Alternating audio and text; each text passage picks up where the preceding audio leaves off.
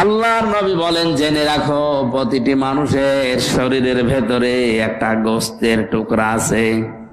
এখানে যারা আলেম আছে তাদেরকে বলছি, আলা ইন্না ফিল জাসাদি,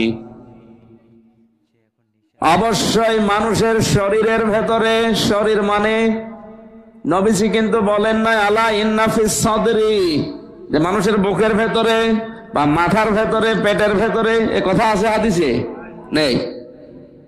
আছে হচ্ছে আলা ইন্না ফিল জাসাদি, মানুষের এই 3.5 হাত বডির ভেতরে যে কোনো জায়গায় গোশতের টুকরাটা আছে। এটা যখন ভালো হয়ে যায় পুরা মানুষটা ভালো হয়ে যায়, আর এটা যখন খারাপ হয়ে যায়, নষ্ট হয়ে যায়, পুরা মানুষটাই খারাপ হয়ে যায়। শেষ কথা হাদিসের, আলা ওয়াহিয়াল কলব, উম্মতেরা জেনে রাখো ওইটার নাম কলব। নাম কি? আরো জোরে বলেন। এখান থেকে পীর সাহেবরা দলিল নিয়েছে, মানুষের কলব পরিষ্কার যদি না হয় লোকটা ভালো হবে না। এজন্য কলব পরিষ্কার করার জন্য আল্লাহর জিকিরের চাইতে বড় মাধ্যম আর নেই, বড় ঔষধও নেই। আল্লাহ রাব্বুল আলামিন বলেন,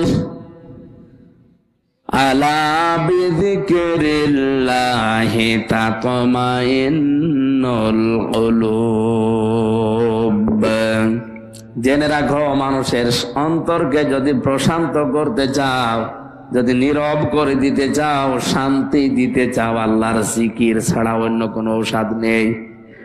এ জিকির কোরআনও হতে পারে, জিকির নামাজও হতে পারে, জিকির আল্লাহর আইনও হতে পারে, জিকির আল্লাহর স্মরণও হতে পারে।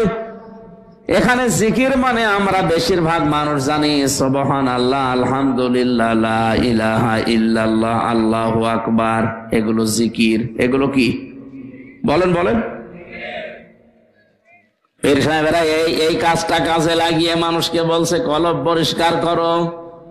জিকির ছাড়া যেহেতু পরিষ্কার করা সম্ভব নয়, এই জন্য আপনি ধাক্কা মারবেন, কলব আছে কোথায়? ওনারা নির্দেশ দিয়েছে বাম স্তনের 2 আঙ্গুল নিচে যে গোশতের টুকরা আছে এইটার নাম কলব।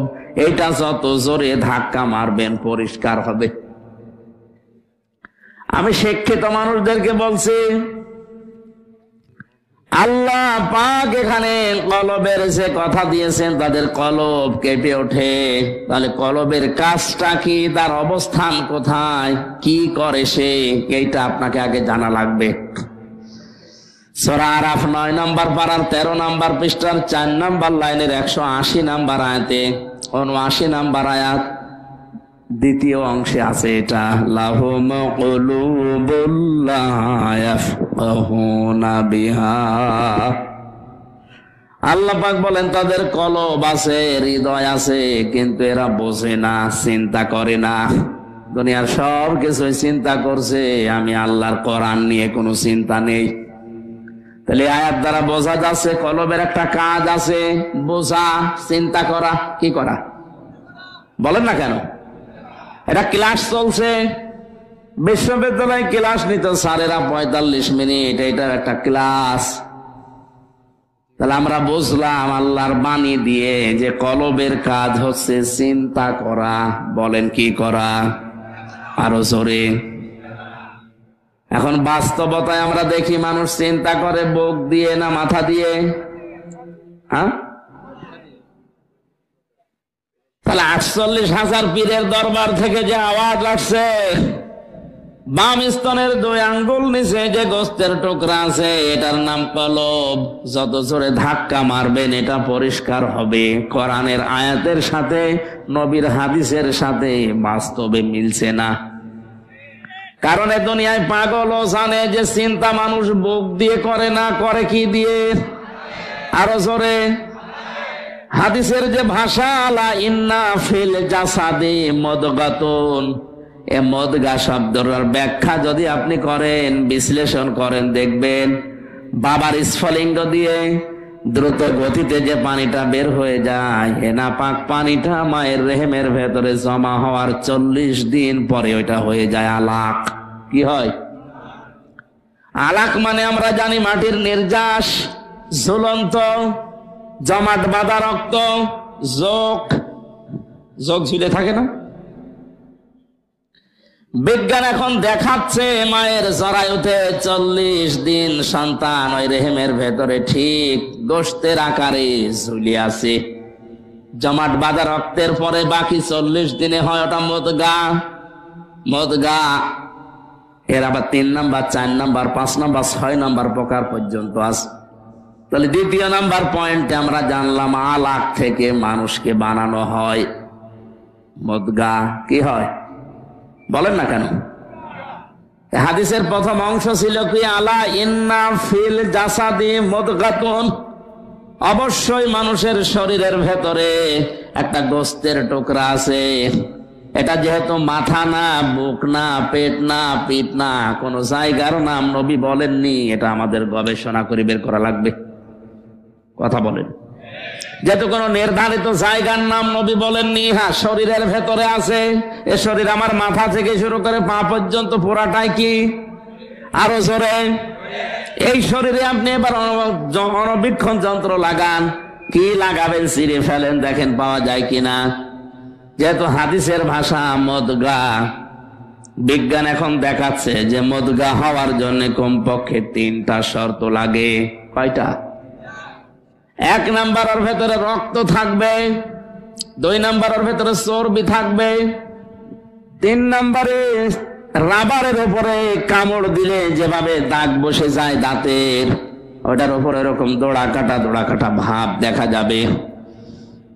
এখানে যারা আছেন, কোন বুড়া মানুষ যেটা মরে যাবে কয়দিন পর, ওর মাথা ভেঙে যদি মগজ নিয়ে আসেন, বাম স্তনের 2 আঙ্গুল নিচে কেটে যদি গোশতের টুকরা নিয়ে আসেন, হাদিসের সাথে বিজ্ঞানের সাথে মিলছে কোনটা বলেন তো? বলেন বলেন। মাথার মগজটা নিয়ে এসে দেখবেন ওর ভেতরে দোড়া কাটা ভাব পাওয়া যায়, ওর ভেতরে রক্ত পাওয়া যায়, চর্বি পাওয়া যায়। বুকের নিচে যেটা আছে, হ্যাঁ, এর ভেতরে হয়তো রক্ত পাবেন, চর্বি পাবেন, দোড়া কাটা ভাব নেই। আর পাগল হয়ে দেশে জানবে এ দুনিয়ায় কেউ বুক দিয়ে চিন্তা করে না, সবাই চিন্তা করে মাথা দিয়ে।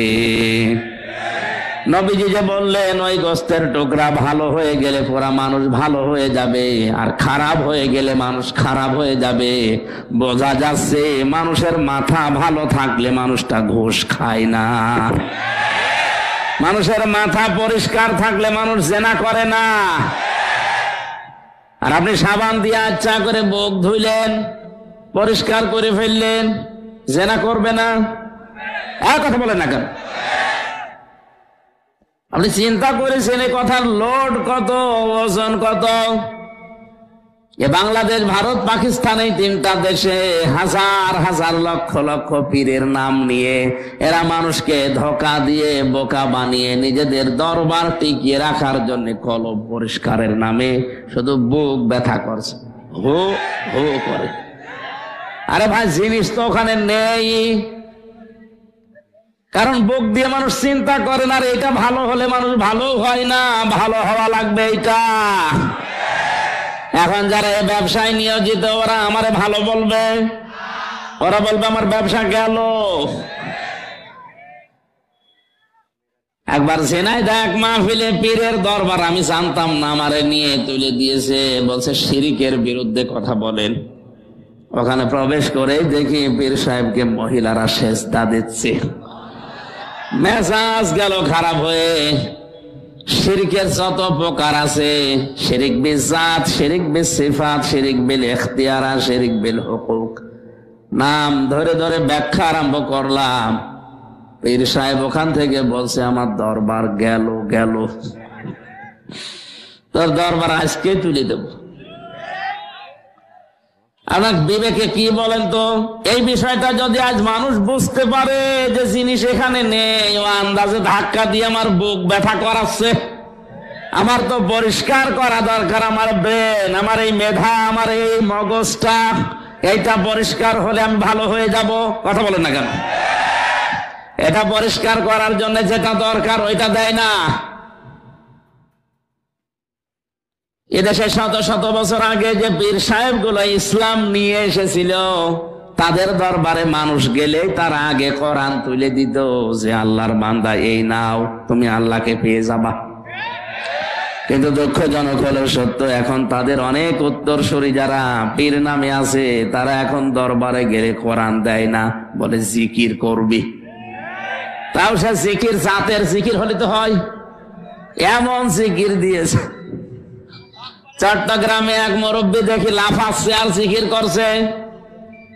ডাক দিয়ে বললাম, মুরব্বী এত লাফান, আমারে ধাক্কা দিয়ে ফেলে দিয়ে বলছে লাফায় মানে জিকির করছে।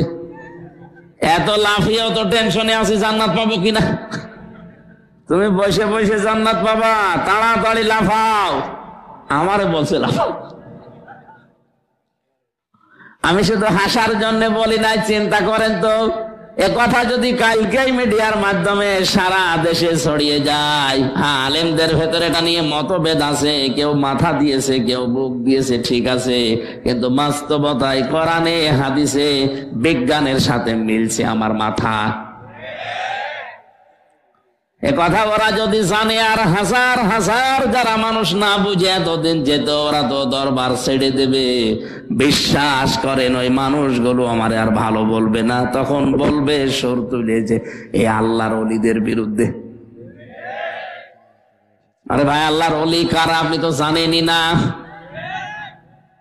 আলা ইন্না আউলিয়াল্লাহি লা খাউফুন আলাইহিম ওয়া লা হুম ইয়াহজানুন।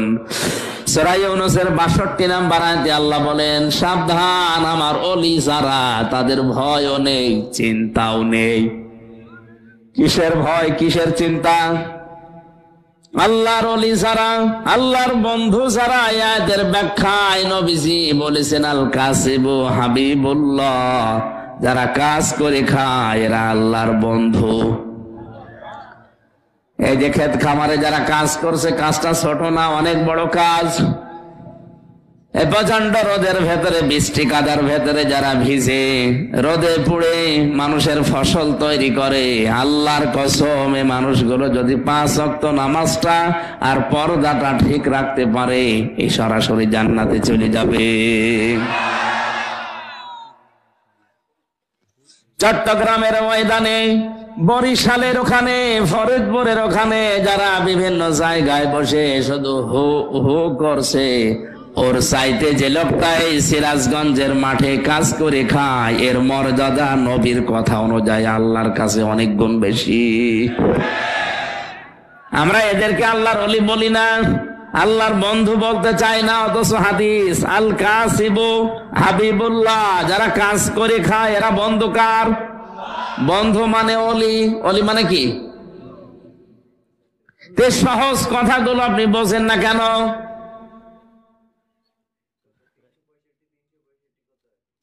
পরিষ্কার যাদের কাছে হয়েছে যে ওয়াজিলাতু কুলুবুহুম, মানুষের কলবে কাঁপ ধরে, মানুষ চিন্তা ভাবনা করে, উপলব্ধি করতে পারে।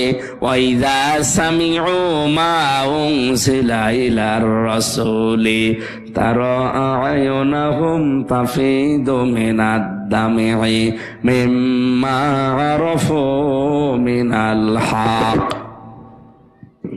এটা সূরা মায়েদার ভেতরে আছে, ৭ নম্বর পারার ১ম নম্বর পৃষ্ঠার ১ম নম্বর লাইনের ৮৩ নম্বর আয়াতের প্রথম অংশে পাবেন। আল্লাহ পাক বলেন, হে নবী, আপনার জবান থেকে যখন ওই মানুষগুলো কোরআন শুনবে, কিন্তু যারা উপলব্ধি করতে পারবে, এর মর্ম বাণীগুলো বুঝতে পারবে, আপনি দেখবেন ওই মানুষগুলোর চোখ দিয়ে অজান্তেই পানি গড়িয়ে পড়ছে। কোরআনের আলোচনায় সবার চোখে পানি আসে না, এটা বোঝার মতো যোগ্যতা আপনার থাকা লাগবে। সত্যি যদি আপনি বুঝে থাকেন যে আল্লাহকে বলতে চায় আর আমি কি বুঝি, উপলব্ধি করার যদি মর্মবাণীগুলো উপলব্ধি করার মতো যোগ্যতা আপনার থাকে, পিটানো লাগবে না, এমনি আপনি কাঁদবেন। এই জন্য ইমানদার যখন কোরআন শোনে, ওদের অন্তরাত্মা কেঁপে ওঠে, ওদের ইমান আল্লাহ যা ছিল আরো বাড়িয়ে দেয়। ওয়া আলা রাব্বিহিম ইয়াতাওয়াক্কালুন, ওই মানুষগুলো সর্বশেষ বাড়ি যাওয়ার আগে একমাত্র ভরসা করব আল্লাহর উপরে, এ সিদ্ধান্ত নিয়ে বাড়ি যায়। জোরে বলেন সুবহানাল্লাহ। আল্লাহ আমাদেরকে এভাবে কোরআনে কারীম শোনার বোঝার মতো তৌফিক যেন দান করেন, বলেন আমিন। দরুদ আর সালাম পড়ছি আমাদের নবী মুহাম্মদুর রাসূলুল্লাহ সাল্লাল্লাহু আলাইহি ওয়াসাল্লামের প্রতি।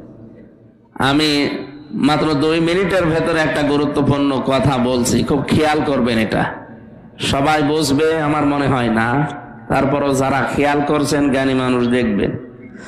পৃথিবীতে যত ইবাদত বন্দেগী আমরা দেখি, প্রত্যেকটি ইবাদত নষ্ট হওয়ার পেছনে কিছু কারণ আছে। এটা মানেন তো নাকি? অজু করলে অজু ভেঙে যায়, নষ্ট হয়ে যায়। কয় কারণে? 7 কারণে। কয় কারণে? যে 7টা কারণের কথা পাওয়া যায়, ওর একটাও যদি কেউ পায় তার অজু আর থাকবে? বলেন না কেন? ওই অজু দিয়ে নামাজ হবে? আরো জোরে। নামাজ ভেঙে যায় এরকম 19টা কারণে। কয়টা? এর একটাও যদি কেউ করে তার নামাজ আর হবে? মানুষের আমল বা কাজও ভেঙে যায়, নষ্ট হয়ে যায় 2টা কারণে। যারা কুফরি করে আর আল্লাহর পথ থেকে মানুষকে বাধা দেয়, এদের আমল নষ্ট হয়ে যায়। তাহলে এই আয়াতগুলো হাদিসগুলো দিয়ে আমরা কি জানলাম? পৃথিবীর যত ইবাদত আছে সবগুলো ভেঙে যাওয়ার কিছু না কিছু কারণ। জবাব দেওয়া লাগবে সবাইকে, আছে না নেই? জান্নাতে যাওয়ার জন্য যেটা সবচাইতে জরুরি তার নাম ঈমান। হ্যাঁ, ঈমানও ভেঙে যায়, নষ্ট হয়ে যায় 10টা কারণে। কয় কারণে? স্টেজে যত মানুষ আছে সামনে আসে, যদি একটা একটা করে পরীক্ষা নেওয়া হয় যে 10টা কারণে ঈমান ভেঙে যায়, বলেন তো অধিকাংশ মানুষ ফেল করবে। অথচ ঈমান ভেঙে গেলে ওই ঈমান নিয়ে আর জান্নাতে যাওয়া। অজু ভেঙে গেলে যেমন নামাজ হয় না, 19টা কারণে যদি নামাজ ভেঙে যায়, নামাজ যেমন বাতিল হয়ে যায়, নষ্ট হয়ে যায়, ঈমান ভাঙার যে 10টা কারণ আছে ওর একটাও যদি পাওয়া যায়, ওই ঈমান ব্যর্থ। ওই ঈমান নিয়ে আপনি জান্নাতে যেতে পারবেন না।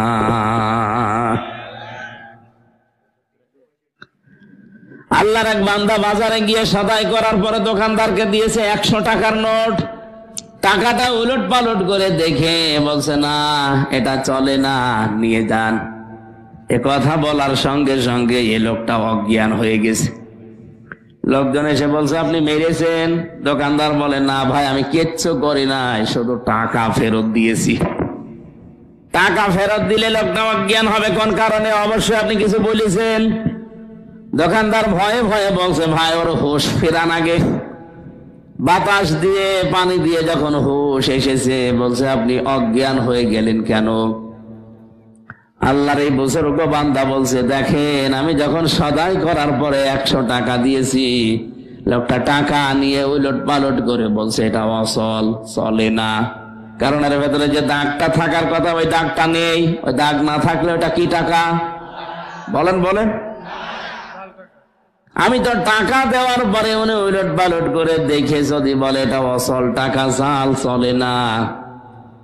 আমি চিন্তা করলাম আমারও তো একটা জীবনের 100 টাকার নোট আছে, তার নাম হায়াত। আমার 50, 60, 70 বছরের একটা হায়াত। আমি এখনই যদি মারা যাই, মহান আল্লাহ যদি আমার হায়াতে নামক এই 100 টাকার নোটের দিকে তাকিয়ে বলে, হামজা এটা অচল।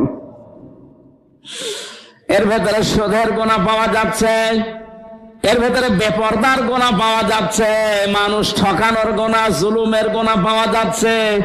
এই আমল নামা দিয়ে, এই জীবন দিয়ে, এই ভাঙা ঈমান দিয়ে আমার জান্নাতে যাওয়া সম্ভব না। তখন আমার কি হবে ওই চিন্তা করে আমি সেন্সলেস হয়ে পড়ে গেছি। তাদের চিন্তা ভাবনা, আর আমরা আছি কোন ধান্দায়? আল্লাহ পাক কোরআনে কারীমে ঈমানদারকে মহব্বত করে ভালোবেসে একটা কথা জানিয়েছেন, ইয়া আইয়ুহাল্লাযীনা আমানুত্তাকুল্লাহা ওয়াল তানজুর নাফসুম মা ক্বাদ্দামাত লিগাদ ওয়াত্তাকুল্লাহা ইন্নাল্লাহা খাবীরুম বিমা তা'মালুন। সূরা হাশরের 17-18 নম্বর আয়াতে আল্লাহ জানিয়েছেন, ইমানের দাবি করো, আমাকে ভয় করো। প্রতিটি ইমানদারের জন্য এটা উচিত। অল তানজুর, নজর করে সে যেন দেখে আগামীতে তার জীবন যেটা অনন্তকালের জন্য পড়ে আছে, ওই আগামী দিনের জন্য তার প্রস্তুতি কেমন, কেমন ভাবে সে প্রস্তুতি নিয়েছে, এটা যেন সে একটু নজর করে। আমার ভাইরা, এখানে আল্লাহ র দিতে পারতেন। র মানেও দেখা, নাজারা মানেও দেখা। র মানে এই চোখ দিয়ে দেখা, আর নাজারা মানে গবেষণা করে চিন্তা ভাবনা করে দেখা। এত ভালোবাসেন ইমানদারকে, ওরা যেন বিপদে না পড়ে পরবর্তী জীবনে। এই জন্য আল্লাহ ডাক দিয়েছেন, ইয়া আইয়ুহাল্লাযীনা আমানু। তাফসিরে পেয়েছি, ইমানদারকে যখন আল্লাহ ডাক দেন তখন তার কুদরতি হাত এভাবে উঁচা করে মহব্বতে ডাকেন, ইয়া আইয়ুহাল্লাযীনা আমানু। এরপরও যদি আমাদের হুঁশ না ফেরে,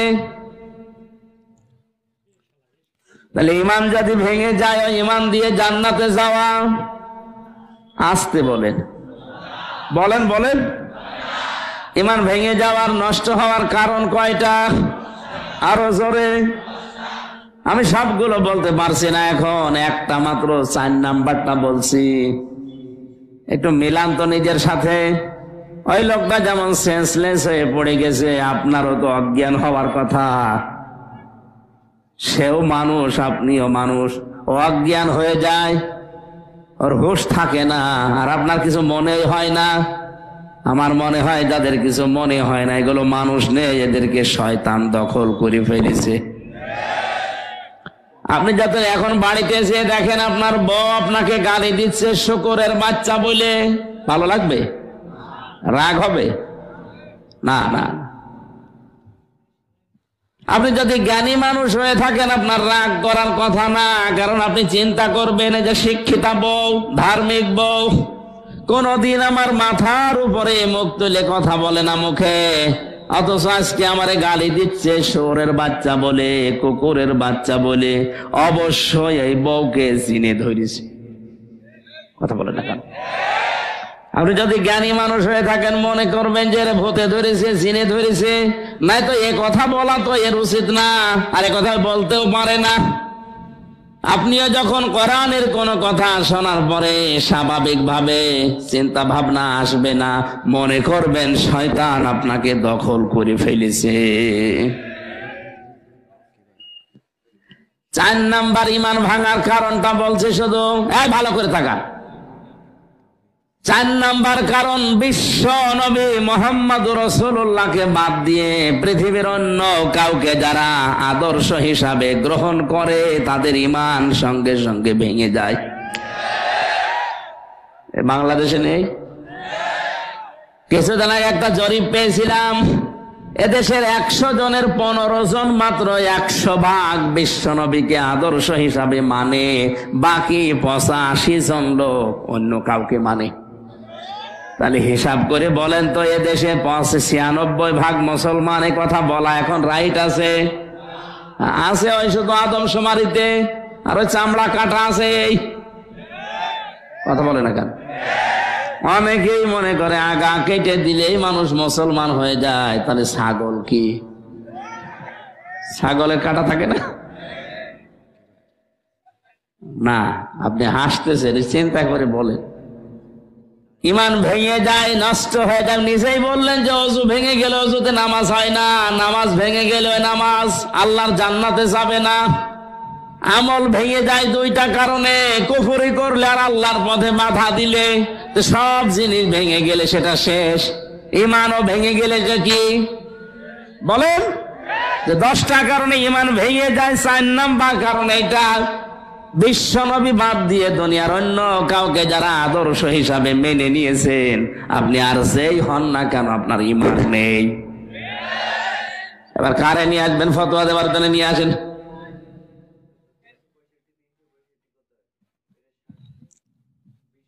সূরা হাসাবের 21 নম্বর আয়াতের ব্যাখ্যা করতে গিয়ে আমি দেখেছি বিশ্ব নবী একটা হাদিস এনেছেন। নবীজি বলেন, কিয়ামত পর্যন্ত যদি মুসা নবীও আসে, ঈসা আলাইহিস সালামও যদি আসে, আর আমি নবী মুহাম্মদুর রাসূলুল্লাহর আদর্শ বাদ দিয়ে যদি মুসা নবীকে ঈসা নবীকে কেউ মেনে চলে, আমি নবী ফতোয়া দিয়ে গেলাম সে জাহান্নামী। সিরাজগঞ্জবাসী, আপনার মাথায় মগজ নেই? এক নম্বরের জন্য চিন্তা আসে না? এত বড় পাওয়ারফুল নবী যারা কথা বলতো সরাসরি আল্লাহর সাথে, যারা আজরাইলকে থাপ্পড় দিয়েছিল, এইরকম নবীকে যদি এখন মেনে নিলে জাহান্নামে যাওয়া লাগে, তা আপনি কার পেছনে আছেন? এই মুহূর্তে সিদ্ধান্ত নেওয়া লাগবে। ঈমান যদি নষ্ট করতে না চান, ভাঙতে না চান, নবী মুহাম্মদুর রাসূলুল্লাহ বাদ দিয়ে দুনিয়ার কাউকে আমি আদর্শ মানি না। এখানে সামিয়ানার নিচে বের হয়ে গেলে আগে যা ছিলাম তাই। এই মাহফিল দেওয়ার দরকার ছিল কি?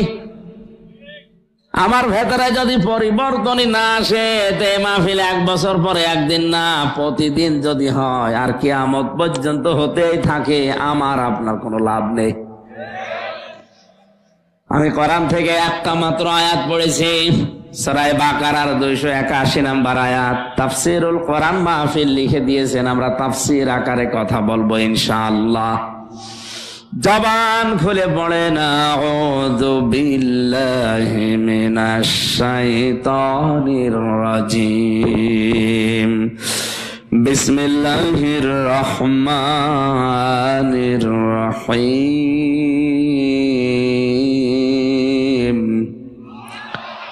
ওয়াত্তাকু ইয়াওমান তুরজাউনা ফীহি ইলাল্লাহ। আল্লাহ পাক বলেন, ভয় করো ওই দিনকে যেদিন সবাই তোমরা ফিরে যাবে আল্লাহর কাছে। সুম্মা তুওয়াফা কুল্লু নাফসিম মা কাসাবাত ওয়া হুম লা ইউজলামুন। দুনিয়ায় যে যা উপায় করেছে তাকে আল্লাহ ওই পরিমাণ দিয়ে দেবে, কারো উপরে আল্লাহ জুলুম করবে না। আয়াতের বাংলা অর্থ শোনার পরে অন্তত এতটুকু বুঝেছি যে এটা কিয়ামতের দিনের কথা। কোন দিন? আরো জোরে বলেন। কিয়ামতে আল্লাহ বিচার ব্যবস্থা বসাবেন। আয়াতের শিক্ষা হচ্ছে, কিয়ামতে যখন আল্লাহ বিচার করার জন্য মানুষকে ডাকবেন, প্রতিটি মানুষকে ডাকবেন তার পীর সাহেবের সাথে। কয়েকদিন আগে কে যেন ঘোষণা দিয়েছে যে কিয়ামতে আমার বাবা দান, আমার দাদা চান, আমার এই পীর সাহেব লক্ষ লক্ষ মুরিদ নিয়ে কিয়ামতে উঠবে। কে বলেছে? এটা ডাহা মিথ্যা কথা। কোরআনে কারীম জানিয়েছে, ওয়া কুল্লুহুম আতিহি ইয়াউমাল কিয়ামাতি ফারদা।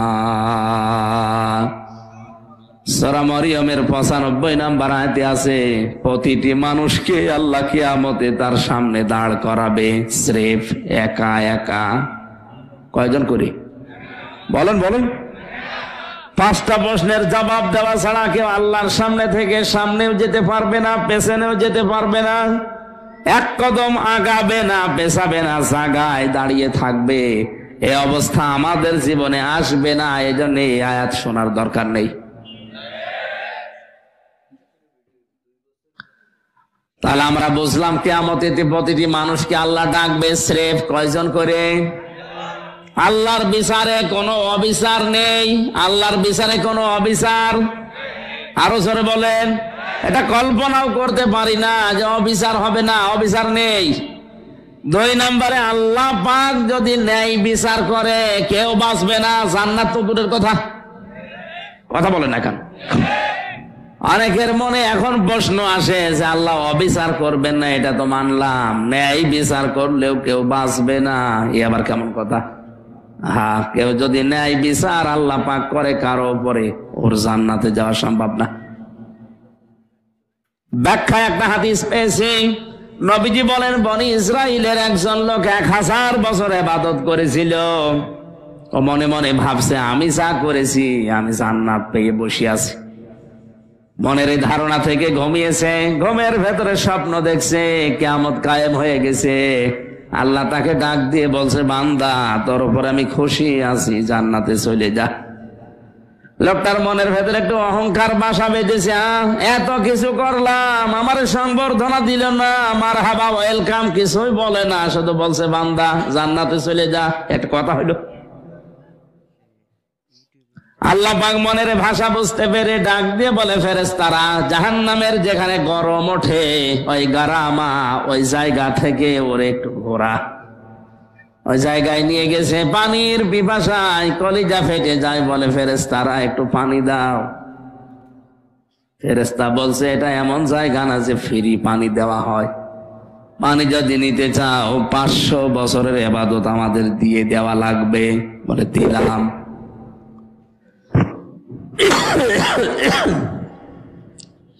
পানি খাওয়ার পরে প্রসাবের চাপ দিয়েছে, বলছে ভাই একটু ব্যবস্থা করো। জায়গা নেই, ব্যবস্থা করে দিতে পারি, বাকি 500 বছরের ওইটাও দেওয়া লাগবে। আমার জীবনই বাঁচে না, দিয়ে দিলাম।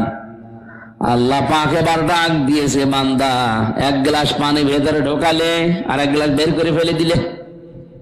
এই জন্য 1000 বছরের যত ইবাদত সব দিয়ে দিয়েছো। 1000 বছর দুনিয়ায় তোমার হায়াত ছিল, প্রতিদিন কত গ্লাস পানি পান করেছিলে? কিছুর হিসাব দেওয়া লাগবে না, শুধু 1 গ্লাস করে যদি প্রতিদিন পানি পান করে থাকো, 1000 বছর যত গ্লাস পানি পান করেছো, প্রতি গ্লাসে 500 বছরের ইবাদত দাও, এরপরে জান্নাতে যাও। যেন আল্লাহ যদি ন্যায় বিচারও কারো করে, সে বাঁচবে না। নবীজি মুহাম্মদ রাসূলুল্লাহ মাঝে মাঝে বলতেন, সাহাবীরা কিয়ামতে আল্লাহর বিচার থেকে আমিও মাপ পাবো না যদি আল্লাহর দয়া না পাই। 3 নম্বরে মানুষ বাঁচতে পারবে যদি আল্লাহ মাফ করে দেয়। এজন্য কাবা শরীফ তাওয়াফ করার সময় 6ষ্ঠ চক্করে মানুষ একটা দোয়া পড়ে, আল্লাহুম্মা ইন্না আলাইয়া হুকুকান ফিমা বাইনি ওয়া বাইনিকা। কাবা শরীফ সামনে নিয়ে বলছে, রব্বুল আলামিন তুমি আমার মালিক, আমি তোমার দাস গোলাম। তুমি মালিক হিসাবে গোলামকে অনেক কিছু দুনিয়ায় দিয়েছো, আমার একটা কিছু অপূর্ণ রাখনি। সেই বীর্য থেকে শুরু করে তুমি হামজা বানিয়েছো, আরো সামনে কত কিছু দেওয়ার তোমার বাকি আছে, সব তুমি রব নামের খাতিরে দিতেছো।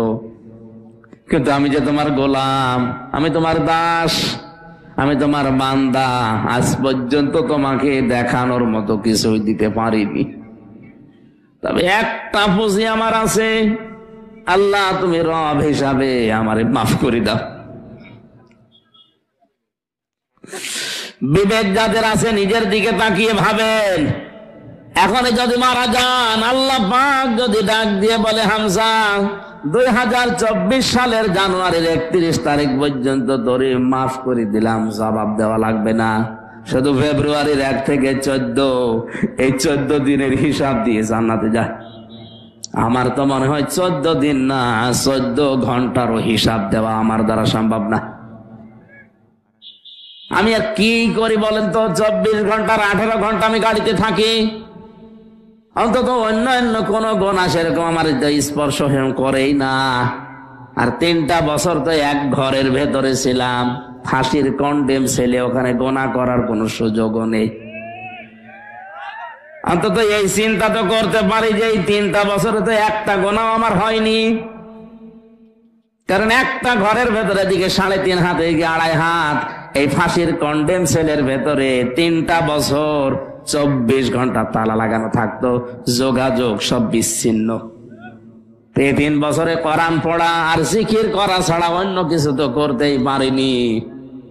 আমার মাঝে মাঝে একা থাকলে মনে হয়, আল্লাহ 14 দিন না 14 ঘন্টারও হিসাব আমার দ্বারা দেওয়া সম্ভব না যদি তুমি মাফ করে না দাও।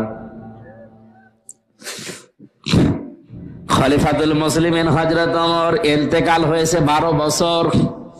12টা বছর পর তার সন্তান আব্দুল্লাহ স্বপ্নে দেখছে বাবা সুন্দর করে গোসল করে সাদা কাপড় পরে আসতেছে। ডাক দিয়ে বলে, আব্বাজান কোথায় ছিলেন আপনি? এতদিন হয়ে গেল আপনাকে দেখি না। হযরত ওমর বলে, আব্দুল্লাহ 12 বছর আমি দুনিয়ার জীবন ছেড়েছি, মহান আল্লাহ আমাকে হিসাব নেওয়ার জন্য ডাক দিয়েছেন। জবাব দিচ্ছিলাম জীবনের শেষ পর্যন্ত আমি আর পারি নাই, মহান আল্লাহ তার গাফফার নামের খাতিরে আমারে মাফ করে দিয়েছে। এখন আমি জান্নাতের নহর থেকে গোসল করে এই যে পোশাক পরে জান্নাতে যাচ্ছে। সিরাজগঞ্জবাসী একটু মাথা নিচু করে ভাবেন, যারা আকাশের তারকার চাইতে নেকির কাজ বেশি ছিল।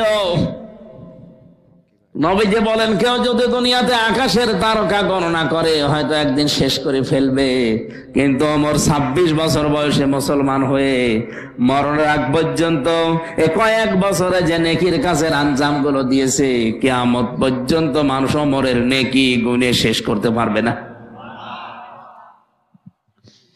জান্নাতের প্রতিটা দরজা তাকে ডাকবে।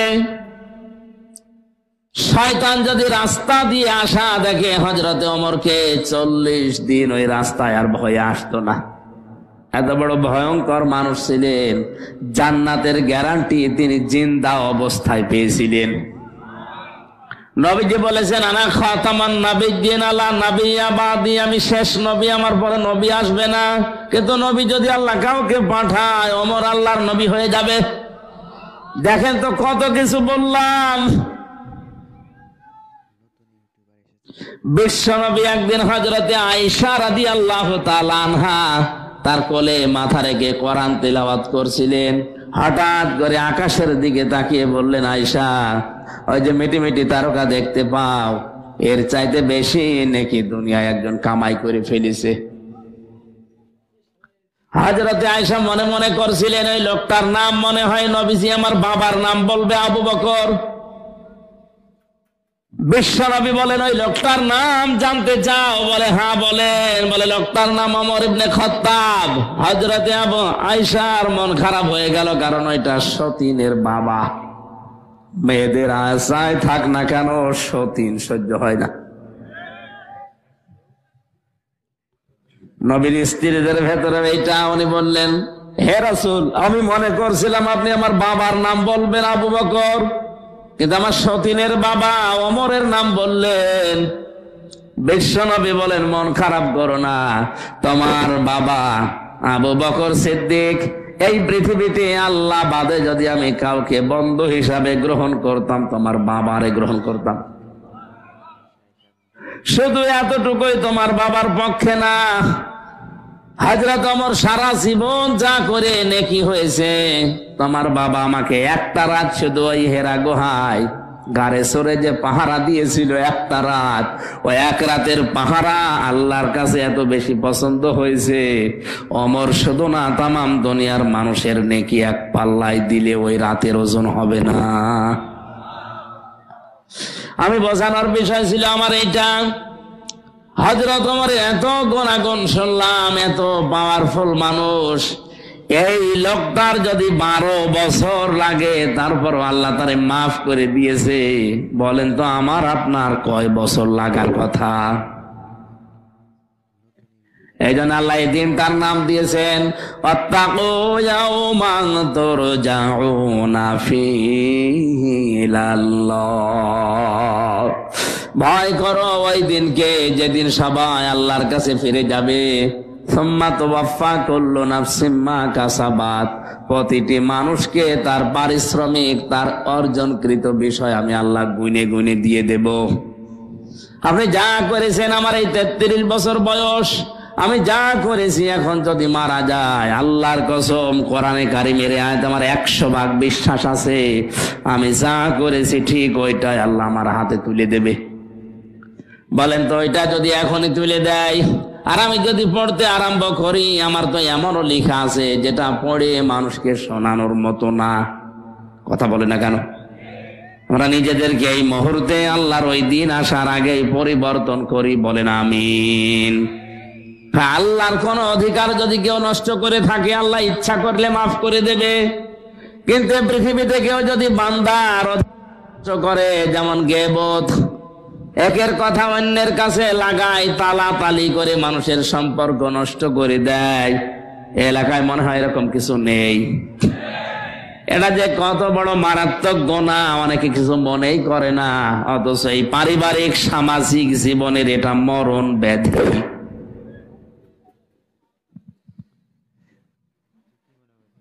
কান খাড়া করে শোনেন সিরাজগঞ্জবাসী, এই দুনিয়াতে কেউ যদি কারো পেছনে লাগে, তাকে অপমান করার জন্য, তার সম্মান নষ্ট করার জন্য, তাকে ছোট করার জন্য, হেয় করার জন্য, যতদিন পর্যন্ত আপনি এই অপরাধ থেকে নিজেকে না বাঁচাবেন, তাওবা না করবেন, আপনার সহ এলাকার মানুষের দোয়া কবুল বন্ধ হয়ে যাবে।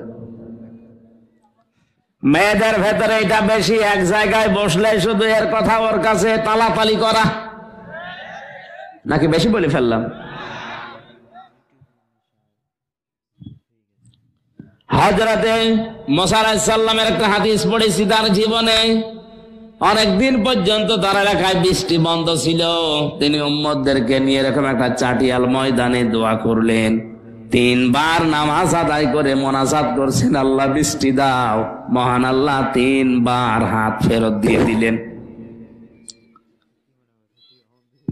মুসা নবী রাগী নবী ছিলেন, ডাক দিয়ে বলে, মাবুদ, এগুলো নয় আমার উম্মত, আমার মায়া লাগে। যে তোমার তো বান্দা, তোমার মায়া লাগে না?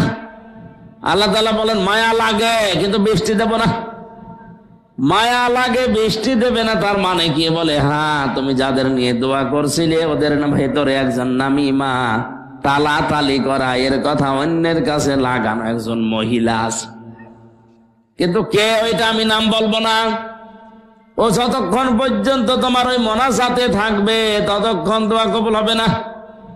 মুসা নবী বলছে, আল্লাহ তুমি শুধু ওই মহিলার নাম বলো, দেখো কি করি। না, আমি নিজেই নাম ধরে গীবত করতে নিষেধ করি, আর এখন নাম ধরলে তুমি অপমান করবা, হবে না।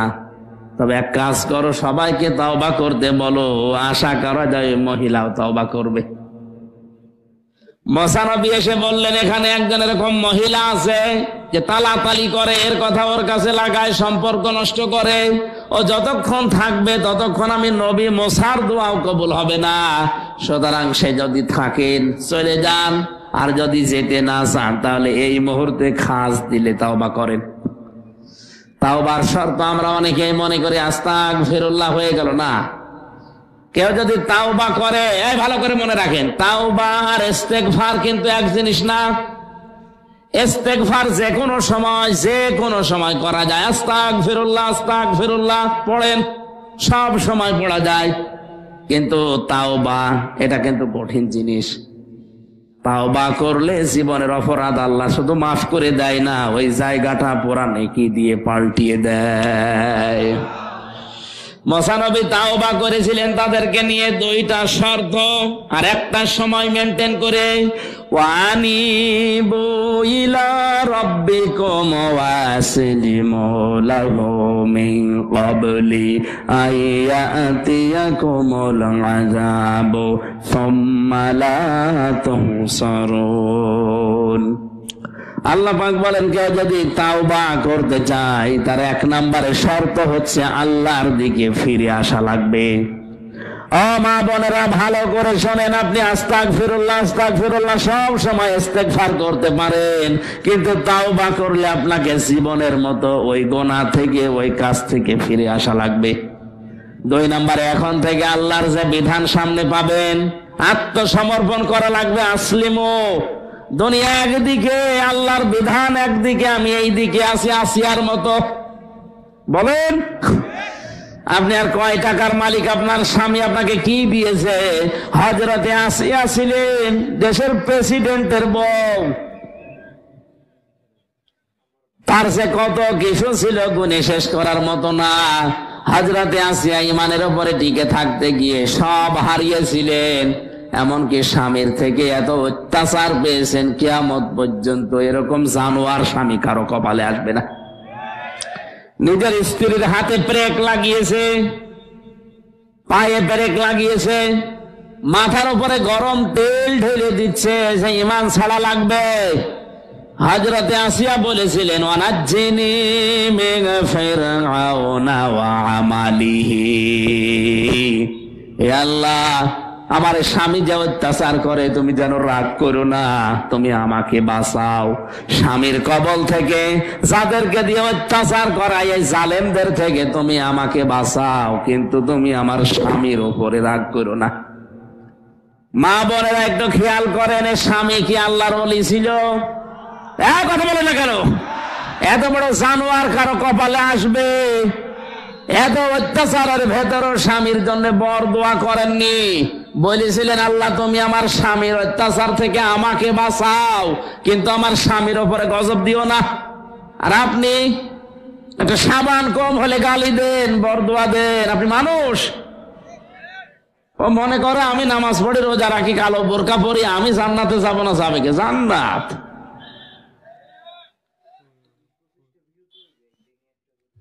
আয়াত শোনার পরে মেয়ে লোক যারা আছে, আমার মনে হয় এখনই বরদোয়া আরম্ভ করেছে যে হুজুর মরুক। না, আমি আপনাদের ভালোবাসি, আপনাদের বাঁচাতে চাই, এই জন্য আয়াতটা বললাম। এটা সূরা তাহরিমের 11-12 নাম্বার আয়াতে আছে। আল্লাহ যেন মেয়েদেরকে আসিয়ার মতো হওয়ার তৌফিক দেন, বলেন আমিন। মুসা নবী বললেন তাওবা করা লাগবে এইভাবে। আল্লাহর বিধান যেখানে পাবেন এখন থেকে দুনিয়ার কারো দিকে তাকাবেন না। অনেক কিছু আপনার হারানো লাগতে পারে, লাগুক, কারণ আমি তাওবা করছি। কি করছি? তাওবা করে যদি এই সময়, একটা সময় আছে, সে সময় হচ্ছে মরণের আগে। আর মরণ কখন আসবে তার গ্যারান্টি নেই, সুতরাং এই মুহূর্তে তাওবা করা লাগবে।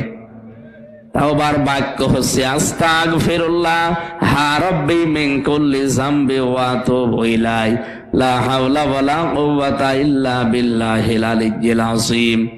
আল্লাহ পাক বলেন, এভাবে তাওবা যদি করে ওদেরকে নিয়ে এবার মোনাজাত করো, দেখো আমি আল্লাহ কবুল করি কিনা।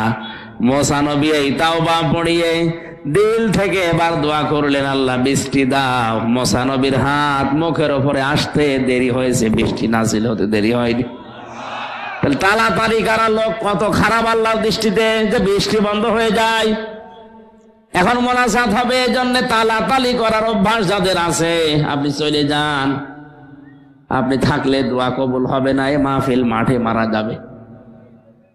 দেখেন তো কোনটা যাচ্ছে, ওই জায়গায় চলে যাচ্ছে। না না ভাই, আমি হাসির জন্য বলি না। তাড়াতাড়ি করা এটা খুব খারাপ রোগ। এই সমাজকে একেবারে জাহান্নাম বানিয়ে দেয়। গীবত করা, তালাতালি করা, মানুষকে ছোট করা, কারো দোষ নেই সেই দোষ বানিয়ে বানিয়ে তার নামে দেওয়া, এটা তহমত, এটা আরো খারাপ। এ বাংলাদেশে এইটা আজ বেশি চলছে। কিচ্ছু জানে না, আন্দাজে বানিয়ে তারে মামলা দিয়ে জীবনটা নষ্ট করে দেয়। আর যাই হোক, আপনাকে আল্লাহ মাফ করার কথা না।